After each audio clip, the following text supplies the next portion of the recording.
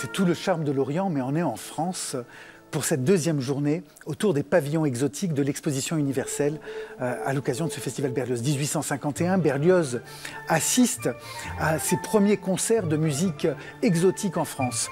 Et en France, en Angleterre, mais ce sera aussi le cas bientôt en France. Et ça va inspirer beaucoup toute une génération de compositeurs, mais aussi de peintres ou d'écrivains avec des pièces extraordinaires qui vont rentrer ensuite au répertoire. Ça, ce qu'on entend, c'est Samson et Dalila, c'est la pièce de Saint-Saëns, c'est la Bacchanale, et tous les compositeurs de cette époque vont écrire leurs petites pièces exotiques. On le sait avec les pêcheurs de perles, par exemple, qui nous racontent une histoire qui se passe en Asie. On le sait aussi dans le cadre de l'Acmé.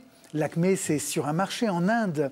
Il y a plein d'histoires comme ça qui nous font voyager dans un voyage un petit peu imaginé, idéal, tel que le pensent les compositeurs de cette époque. Et c'est Berlioz qui finalement est à l'origine à la fois de cette envie, qui est le premier à en témoigner, et le premier à introduire ça dans sa musique avec quelques airs que l'on retrouve, notamment l'Arabe jaloux, qui est une pièce de jeunesse que l'on a fait adapter pour orchestre et qui sera donnée à l'occasion de ce festival. C'est une grande première mondiale et c'est avec l'orchestre Les Siècles et François-Xavier Roth et Clémentine Margaine, une des plus grandes solistes qui vient d'incarner d'ailleurs, c'est pas tout à fait l'exotisme, mais en tout cas c'est ce qui faisait rêver la France à l'époque. Elle vient d'incarner Carmen au Metropolitan Opera de New York. On est là encore avec une affiche de très haut niveau international et c'était bien le moins pour défendre l'internationalisme de cette programmation à l'occasion des pavillons exotiques. Et quand vous parliez de l'Arabe jaloux, c'est une création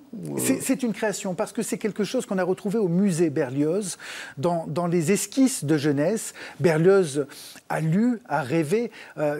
Finalement, l'exotisme commence chez lui avec la lecture de Virgile.